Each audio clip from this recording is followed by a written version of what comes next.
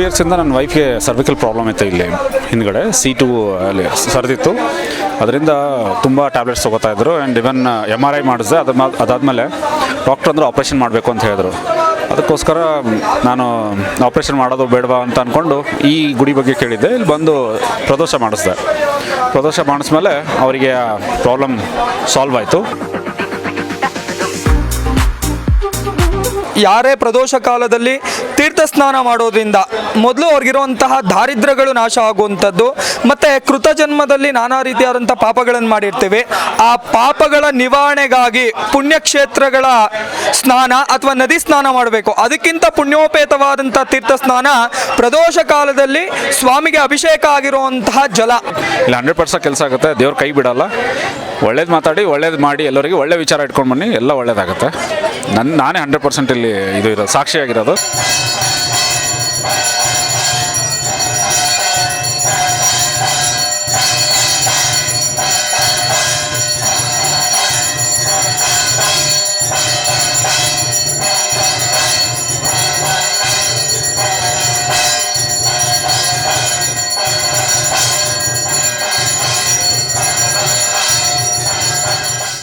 ನಿವಾರಣೆ ಆಗಿ ಅಷ್ಟೈಶ್ವರ್ಯಗಳು ಸಂಪ್ರಾಪ್ತಿ ಆಗತ್ತೆ ಅಂತ ಹೇಳಿ.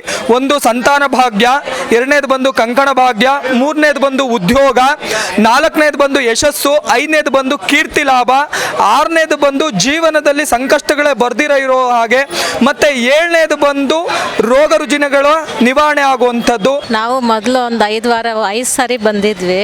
ಆಯಿತು, ನಮ್ಮ ಕೆಲಸ ಇಲ್ಲ. ಹರಕೆ ಹೊತ್ಕೊಂಡು ಬಂದಿದ್ವಿ, ಅದಾಯಿತು ನಮಗೆ. ತಿರುಗಿ 2ನೇ ಸಾರಿ ನಾವು ಬರ್ತಾ ಇರೋದು ಈಗ. ಪವಾಡ ಚೆನ್ನಾಗೈತೆ, ನೆಮ್ಮದಿ ಇರುತ್ತೆ, ಒಂಥರ ಶಾಂತಿ ಎಲ್ಲ ಸಿಗುತ್ತೆ. ಆ ದೇವ್ರ ಕೃಪೆ ಅಷ್ಟೇ ನಮಗೆ. ಕಾಲೆಲ್ಲ ತುಂಬ ನೋವೇ ಇತ್ತು, ನಮ್ಗೆ ಕಮ್ಮಿ ಆಗಿದೆ, ಅದಕ್ಕೆ ಬರ್ತಾ ಇದ್ದೀವಿ. ಹಾಸ್ಪಿಟ್ಲಿಗೆಲ್ಲ ತೋರಿಸಿದ್ವಿ, ಕಮ್ಮಿ ಆಗಿರಲಿಲ್ಲ. ಇಲ್ಲಿ ಬಂದಮೇಲೆ ನಾವು 5 ವಾರ ಆಯಿತು ಬಂದೆ, ಕಮ್ಮಿ ಆಯ್ತಾ ಐತೆ. ಏನೆಲ್ಲ ಮಾಡಿದ್ರಿ ಅಂತ ಕಮ್ಮಿ ಆಗಲಿ? ಆಯಿಂಟ್ಮೆಂಟು, ಒಂದು ಇಂಜೆಕ್ಷನ್ಗಳು ಮಸ್ತಾಗಿ ತೊಗೊಂಡ್ವಿ, ಏನು ಕಮ್ಮಿ ಆಗಿಲ್ಲ. ಇವಾಗ ಸ್ವಲ್ಪ ಕಮ್ಮಿ ಆಯ್ತಾ ಐತೆ. ಏನು ಹೇಳ್ತೀರಿ ಈ ಒಂದು ಕ್ಷೇತ್ರದ ಚೆನ್ನಾಗಿ ಇಂಪ್ರೂವ್ ಆಗಲಿ, ಇನ್ನು ದೇವಸ್ಥಾನ ಎಲ್ಲ ಭಕ್ತಾದಿಗಳು ಬರಲಿ. ನಾವು 5 ವೀಕ್ಸಿಂದ ಬರ್ತಾ ಇದ್ದೀವಿ. ಇಲ್ಲಿ ಪಾಸಿಟಿವ್ ಎನರ್ಜಿ, ಇಲ್ಲಿಗೆ ಬಂದ ತಕ್ಷಣ ಪಾಸಿಟಿವ್ ವೈಬ್ಸ್ ಇರುತ್ತೆ. ಒಂಥರ ನಮಗೆ ಶಕ್ತಿ ಬರುತ್ತೆ. ಇಲ್ಲಿ ಬಂದ ತಕ್ಷಣ ಏನೋ ಮನಸ್ಸಿಗೆ ಖುಷಿ ಆಗುತ್ತೆ. ಅದಕ್ಕೋಸ್ಕರ ಇಲ್ಲಿ ಬರ್ತೀವಿ. ನಾವು ಅಂದ್ಕೊಂಡಿದ್ದ ಕೆಲಸ ಎಲ್ಲ ಆಗಲಿ, ಅದು ಸಕ್ಸಸ್ ಆಗಲಿ ಅಂತಲೇ ಬರ್ತಾಯಿದ್ದೀವಿ. ನನ್ನ ಮಗಳಿಗೆ ಮದುವೆ ಆಯಿತು. ನಾನಿದೆ 2ನೇ ಸಲ ಬರ್ತಾ ಇರೋದು. ಫಸ್ಟು ಬಂದುಬಿಟ್ಟು 9 ಪ್ರದೋಷ ಮತ್ತು 5 ಸೋಮವಾರ ಮುಗಿಸೋದ್ರೊಳಗೆ ನನ್ನ ಮಗಳಿಗೆ ಮ್ಯಾರೇಜು ಫಿಕ್ಸ್ ಆಯಿತು. ಈಗ ಮ್ಯಾರೇಜ್ ಮುಗೀತು. ಸರಿ, ಎಲ್ಲರೂ ಬಂದುಬಿಟ್ಟು ಎಲ್ಲರೂ ಬನ್ನಿ, ನಿಮ್ಮ ಜೀವನಕ್ಕಾಗಿ ನೀವು ಬನ್ನಿ ಅಂತ ಹೇಳ್ತಾರೆ. ಹೌದು, ನಮ್ಮದು ಒಂದು ಕೋರಿಕೆ ಇದೆ, ಅದು ಈಡೇರಲಿ ಅಂತ ಭಗವಂತನ ಕೇಳೋಣ ಅಂತ ಬಂದಿದ್ದೀವಿ ನಾವಿಲ್ಲಿ. ಅದೇ ಎಲ್ಲರೂ ಪ್ರಚಾರ ಮಾಡಿದ್ರಲ್ವಾ, ಈ ಥರ ನಮ್ಮ ಕೋರಿಕೆಗಳೆಲ್ಲ ಈಡೇರ್ತು, ನಮಗೆ ಬಂದಿದ್ದು ಸಕ್ಸಸ್ ಆಯಿತು ಅಂತ. ನಾವು ಅದಕ್ಕೆ ಅಂತ ಬಂದಿದ್ದೀವಿ. ಆಗತ್ತೆ ಭಗವಂತನ ಹತ್ರ ಬಂದರೆ ಅಂತ ಒಂದು ನಂಬಿಕೆ ಮೇಲೆ ನಾವು ಬಂದಿದ್ದೀವಿ. ನಾವು ಕತ್ರಗುಪ್ಪೆಯಿಂದ ಬಂದಿದ್ದೀವಿ. ಬನಶಂಕರಿ 3rd ಸ್ಟೇಜಿಂದ ಬಂದಿದ್ದೀವಿ. ನನ್ನ ಮಗಳು ನಾಗರಬಾವಿಯಿಂದ ಬಂದಿದ್ದಾಳೆ. ಅವಳು ಇನ್ನೊಬ್ಬಳು ಮಗಳು ಬರ್ತಾ ಇದ್ದಾಳೆ ಇವಾಗ. ಕಾಶಿ ವಿಶ್ವನಾಥ ದೇವಸ್ಥಾನದಲ್ಲಿ ಇಲ್ಲಿ ಮದುವೆ ಆಗಲಿದ್ದರಿಗೆ, ಮಕ್ಕಳಾಗಲಿದ್ದರಿಗೆ, ಆಮೇಲೆ ನಮ್ಗೆ ಏನೇ ಪ್ರಾಬ್ಲಮ್ ಇದ್ದರೂ ಎಲ್ಲದೂ ಸಮಸ್ಯೆ ಪರಿಹಾರ ಆಗುತ್ತೆ. ಇಷ್ಟೇ ವಾರ ಅಂತಿಲ್ಲ, ನಮ್ಗೆ ಒಳ್ಳೆಯದಾದಂಥ ವಾರ ವಾರ ಬರ್ಬೋದು. ನಮ್ದು 2 ವಾರ ಆಯಿತು ಸರ್. ಹಾಂ,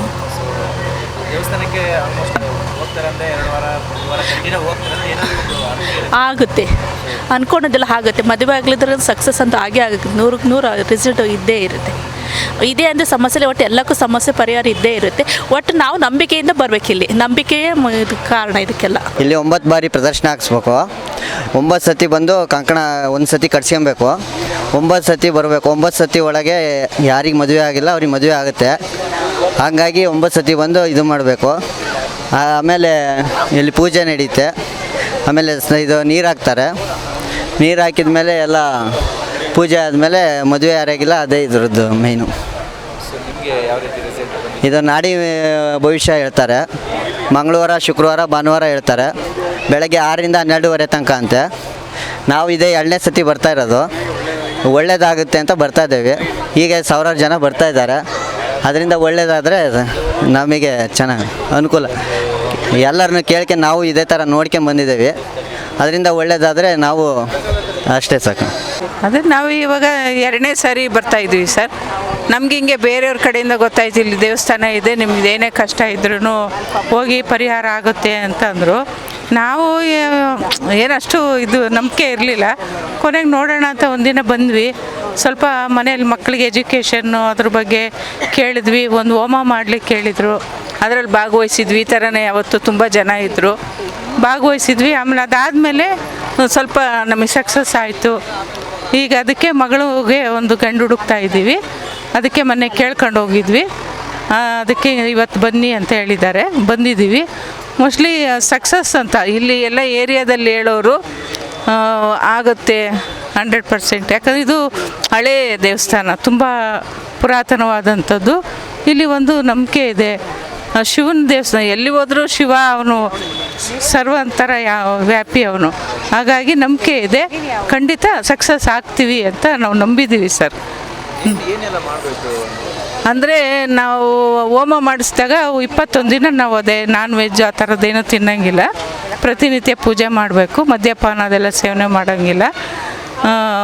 ಒಂದು ಒಳ್ಳೆ ಇದನ್ನು ನೆನೆಸ್ಬೇಕು. ಮತ್ತು ನವಗ್ರಹ ದಕ್ಷಿಣೆ ಹಾಕಬೇಕು ಆ ಥರ ಹೇಳಿದರು.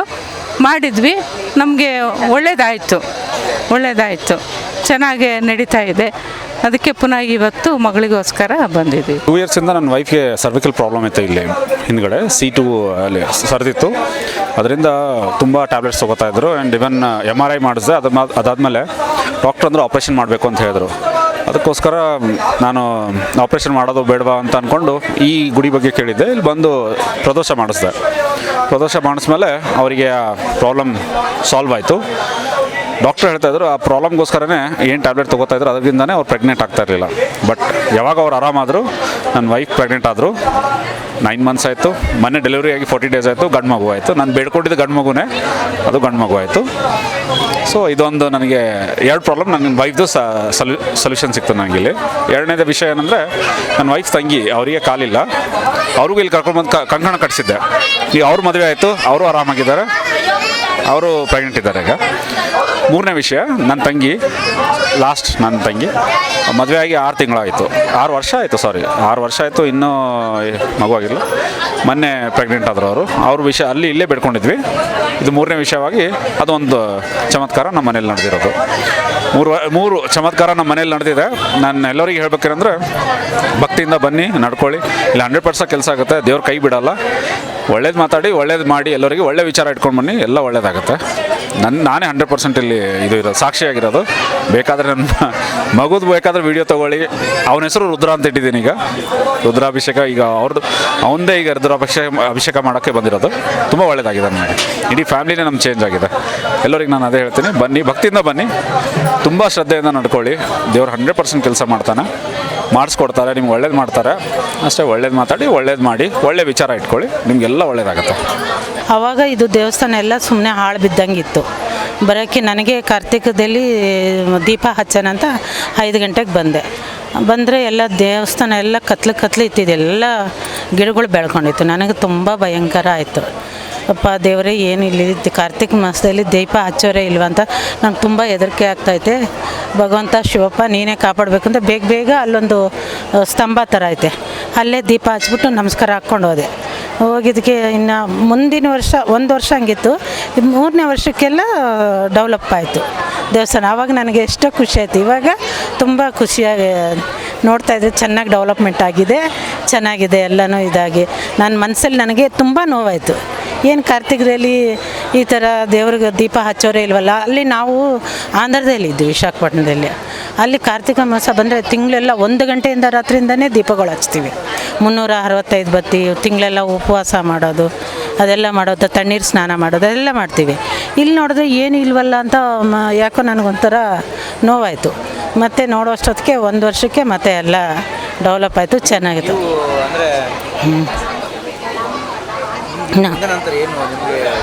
ನಾನು ಅಂದರೆ ಇದು ಕಾಶಿ ವಿಶ್ವೇಶ್ವರ ಅಂತೆ, ಅಂದರೆ ನಮ್ಮ ಬಲ್ಜಿಗರೇ ಇದ್ದಾರೆ. ಅವರು ಯಾವಾಗ ಪೂರ್ವದಲ್ಲಿ ಕಾಶಿಯಿಂದ ತಂದು ಇಲ್ಲಿ ಸ್ಥಾಪನೆ ಮಾಡಿರೋದು ದೇವರು. ಕಾಶಿ ವಿಶ್ವೇಶ್ವರ ಅಂತ ಚೆನ್ನಾಗಿದೆ ದೇವಸ್ಥಾನ.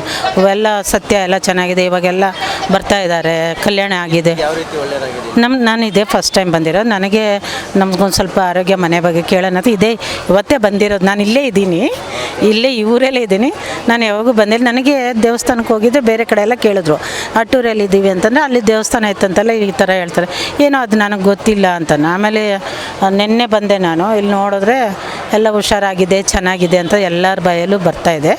ಆಗಲಿ, ದೇವರೆಲ್ಲ ಒಳ್ಳೇದು ಮಾಡ್ತಾ ಇದ್ದಾನೆ, ಅದು ಒಳ್ಳೇದು. ಅವ್ರ ಕೈಯಲ್ಲಿ, ಆ ಪೂಜಾರ ಕೈಯಲ್ಲಿ ಅವ್ರ ಬಾಯಿಂದ ನುಡಿಸ್ತಾ ಇದ್ದಾರೆ. ಅದು ಎಲ್ಲರಿಗೂ ಒಂದು 10 ಜನಕ್ಕೆ ಒಳ್ಳೇದಾಗ್ತಾಯಿದೆ. ಎಲ್ಲಿಂದ ಬೇರೆ ಕಡೆಯಿಂದ ಎಲ್ಲ ಬರ್ತಾ ಇದ್ದಾರೆ. ಹೇಳಿ ಇವತ್ತಿನ ವಿಶೇಷವಾದ ಒಂದು ಪೂಜೆಯ ಬಗ್ಗೆ. ಅಂದರೆ ಇವತ್ತು ಮಂಗಳ ತ್ರಯೋದಶಿ ಅಂತ ಹೇಳಿ ಬಹಳ ವಿಶೇಷವಾಗಿರುವಂಥದ್ದು.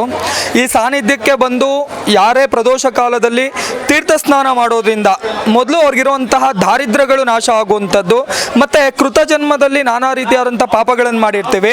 ಆ ಪಾಪಗಳ ನಿವಾರಣೆಗಾಗಿ ಪುಣ್ಯಕ್ಷೇತ್ರಗಳ ಸ್ನಾನ ಅಥವಾ ನದಿ ಸ್ನಾನ ಮಾಡಬೇಕು. ಅದಕ್ಕಿಂತ ಪುಣ್ಯೋಪೇತವಾದಂಥ ತೀರ್ಥ ಸ್ನಾನ ಪ್ರದೋಷ ಕಾಲದಲ್ಲಿ ಸ್ವಾಮಿಗೆ ಅಭಿಷೇಕ ಆಗಿರುವಂತಹ ಜಲ. ಆ ಜಲದಲ್ಲಿ ಯಾರೇ ಭಕ್ತಾದಿಗಳು ತೀರ್ಥ ಸ್ನಾನ ಮಾಡೋದ್ರಿಂದಲೂ ಸಹ ಅವ್ರಿಗಿರ್ತಕ್ಕಂಥ ಅಷ್ಟದಾರಿದ್ರ್ಯಗಳು ನಿವಾರಣೆ ಆಗಿ ಅಷ್ಟೈಶ್ವರ್ಯಗಳು ಸಂಪ್ರಾಪ್ತಿ ಆಗತ್ತೆ ಅಂತ ಹೇಳಿ. ಒಂದು ಸಂತಾನ ಭಾಗ್ಯ, ಎರಡನೇದು ಬಂದು ಕಂಕಣ ಭಾಗ್ಯ, ಮೂರನೇದು ಬಂದು ಉದ್ಯೋಗ, ನಾಲ್ಕನೇದು ಬಂದು ಯಶಸ್ಸು, ಐದನೇದು ಬಂದು ಕೀರ್ತಿ ಲಾಭ, ಆರನೇದು ಬಂದು ಜೀವನದಲ್ಲಿ ಸಂಕಷ್ಟಗಳೇ ಬರ್ದಿರ ಇರೋ ಹಾಗೆ, ಮತ್ತೆ ಏಳನೇದು ಬಂದು ರೋಗ ರುಜಿನಗಳ ನಿವಾರಣೆ ಆಗುವಂಥದ್ದು, ಎಂಟನೇದು ಬಂದು ಯಾವುದೇ ರೀತಿಯಾದಂಥ ದಾಂಪತ್ಯ ಕಲಹಗಳಿದ್ರೂ ಸಹ ನಿವಾರಣೆ ಆಗುವಂಥದ್ದು. ಈ ರೀತಿಯಾದಂಥ ಅಷ್ಟದಾರಿದ್ರ್ಯಗಳು ಸಾನ್ನಿಧ್ಯಕ್ಕೆ ಬಂದು ತೀರ್ಥ ಸ್ನಾನ ಮಾಡೋದ್ರಿಂದ ಅಷ್ಟದಾರಿದ್ರ್ಯಗಳು ನಾಶವಾಗಿ ಅಷ್ಟೈಶ್ವರ್ಯಗಳು ಸಂಪ್ರದಾಯ ಆಗತ್ತೆ ಅಂತ ಹೇಳಿ. ಪ್ರತಿ ಶುಕ್ಲ ಪಕ್ಷದಲ್ಲಿ ಮತ್ತೆ ಕೃಷ್ಣ ಪಕ್ಷದಲ್ಲಿ ಸಾನ್ನಿಧ್ಯದಲ್ಲಿ ತೀರ್ಥ ಸ್ನಾನ ಇರುತ್ತೆ. ಈ ತೀರ್ಥ ಸ್ನಾನಕ್ಕೆ ಬಂದಂಥ ಭಕ್ತಾದಿಗಳು ತೀರ್ಥ ಸ್ನಾನ ಆದ ಮೇಲೆ 5 ದಿನದ ಒಳಗಡೆ ಒಂದು ಬಿಳಿ ಬಣ್ಣದ ಬಟ್ಟೆಯನ್ನು ಹಳದಿ ಮಾಡಿ ಅದರಲ್ಲಿ 21 ನಾಣ್ಯ, 3 ಎಲೆಯಿರುವಂತಹ 5 ಬಿಲ್ವ ಪತ್ರೆ, ಅಕ್ಷತೆ ಇಷ್ಟನ್ನ ಇಟ್ಟು ಸಂಕಲ್ಪ ಮಾಡಿಕೊಳ್ಬೇಕು. 9 ತೀರ್ಥ ಸ್ನಾನಗಳು ಸಾನ್ನಿಧ್ಯಕ್ಕೆ ಬಂದು ನಂತರವಾಗಿ ತೀರ್ಥ ಸ್ನಾನ ಮುಗಿದ ಮೇಲೆ 5 ವಾರ ಸೋಮವಾರ ಕಾಲ ರಾಹು ಕಾಲದಲ್ಲಿ ಬೆಲ್ಲದ ದೀಪ ಹಚ್ಚೋದ್ರಿಂದ ಸಂಕಲ್ಪ ಪೂರ್ಣವಾಗುತ್ತೆ. ಮಧ್ಯದಲ್ಲೇನಾದ್ರೂ ನಿಮ್ಮ ಸಂಕಲ್ಪಗಳು ಖಂಡಿತವಾಗ್ಲೂ ಈಡೇರುತ್ತೆ. ಮಧ್ಯದಲ್ಲಿ ಈಡೇರದಂತಹ ಸಂದರ್ಭದಲ್ಲಿ ಆ ಸಂಕಲ್ಪದ ಗಂಟನ್ನು ತಗೊಂಡ್ಬಂದು ಸಾನ್ನಿಧ್ಯದಲ್ಲಿ ಸಮರ್ಪಣೆ ಮಾಡಿದ್ರೆ ನಿಮಗೆ ಅಭಿಷ್ಟಪೂರ್ವಕವಾದಂಥ ಅನುಗ್ರಹಗಳಾಗತ್ತೆ. ಮತ್ತೆ ಪ್ರತಿ ಹುಣ್ಣಿಮೆಯಲ್ಲಿ ಮತ್ತೆ ಅಮಾವಾಸ್ಯೆಯಲ್ಲಿ ಯಾರಿಗಿನ್ನೂ ಮನೆ ಕಟ್ಟೋದಕ್ಕಾಗ್ತಾ ಇಲ್ಲ ಅಥವಾ ವ್ಯವಹಾರದಲ್ಲಿ ಇನ್ನೂ ಲಾಭ ಆಗ್ತಾ ಇಲ್ಲ ಅಂಥವ್ರಿಗೆ ಇಲ್ಲಿ ಕುಬೇರ ಮಹಾಲಕ್ಷ್ಮಿ ಹೋಮ ಮತ್ತು ಕುಬೇರ ಮಹಾಲಕ್ಷ್ಮಿಯ ಚಕ್ರವನ್ನು ಕೊಡ್ತೀವಿ. ಅದರಿಂದ ಖಂಡಿತವಾಗ್ಲೂ ಅವರಿಗೆ ವ್ಯಾಪಾರದಲ್ಲಿ ಅಭಿವೃದ್ಧಿ ಆಗುವಂಥದ್ದು, ಗೃಹ ನಿರ್ಮಾಣ ಆಗುವಂಥದ್ರಲ್ಲಿ ಯಶಸ್ಸಾಗುವಂಥದ್ದು, ಮತ್ತು ರಿಯಲ್ ಎಸ್ಟೇಟ್ ಬಿಸ್ನೆಸ್ ಯಾರು ಮಾಡ್ತಾರೆ ಅವ್ರಿಗೆ ಖಂಡಿತವಾಗ್ಲೂ ಅಭಿವೃದ್ಧಿ ಆಗುವಂಥದ್ದು ಇಲ್ಲಿ ಸಾನ್ನಿಧ್ಯದಲ್ಲಿ ನಡೆಯುವಂಥದ್ದಾಗತ್ತೆ. ಮತ್ತು ಹಾಗೆ ಇದು ಅಟ್ಟೂರು ಕಾಶಿ ವಿಶ್ವನಾಥ ಸ್ವಾಮಿ ಸನ್ನಿಧಾನ ಐತಿಹಾಸಿಕ ಪುರಾಣ ಪ್ರಸಿದ್ಧ ಕ್ಷೇತ್ರ. ಇದು ಐತಿಹಾಸಿಕ ಪುರಾಣ ಪ್ರಸಿದ್ಧ ಕ್ಷೇತ್ರ ಕಾರಣ ಬಂದು ಇದು ಸುಮಾರು 6 ರಿಂದ 8 ಸಾವಿರ ವರ್ಷಗಳ ಇತಿಹಾಸ ಇರುವಂಥ ಸಾನ್ನಿಧ್ಯ. ಹಾಗಾಗಿ ತುಂಬ ಬಹಳ ವಿಶೇಷವಾದಂಥ ಸಾನ್ನಿಧ್ಯ. ಯಾರು ಭಕ್ತಾದಿಗಳು ಬಂದು ಮನಸ್ಸಿಟ್ಟು ಆ ಭಗವಂತನಲ್ಲಿ ಪ್ರಾರ್ಥನೆ ಮಾಡ್ಕೊಳ್ತಾರೆ, ತ್ರಿಮೂರ್ತಿಗಳಲ್ಲಿ ಶೀಘ್ರವಾಗಿ ಭಕ್ತರಿಗೆ ಅನುಗ್ರಹ ಮಾಡತಕ್ಕಂಥವನು ಶಿವ ಮಾತ್ರನೇ. ಖಂಡಿತವಾಗ್ಲೂ ಭಕ್ತರ ಅನುಗ್ರಹಗಳನ್ನು ಶಿವ ಖಂಡಿತವಾಗ್ಲೂ ಯಾವಾಗಲೂ ಈಡೇರಿಸ್ತಾನೆ. ಇಲ್ಲಿ ಸಾನ್ನಿಧ್ಯಕ್ಕೆ ಬಂದರೆ ಖಂಡಿತವಾಗ್ಲೂ ಅವ್ರಿಗೆ ಅಭಿಷ್ಟಪೂರ್ವಕವಾದಂಥ ಅನುಗ್ರಹ ಆಗುತ್ತೆ. ಎಲ್ಲರಿಗೂ ಒಳ್ಳೆಯದಾಗಲಿ. ಓಂ ನಮಃ ಶಿವಾಯ.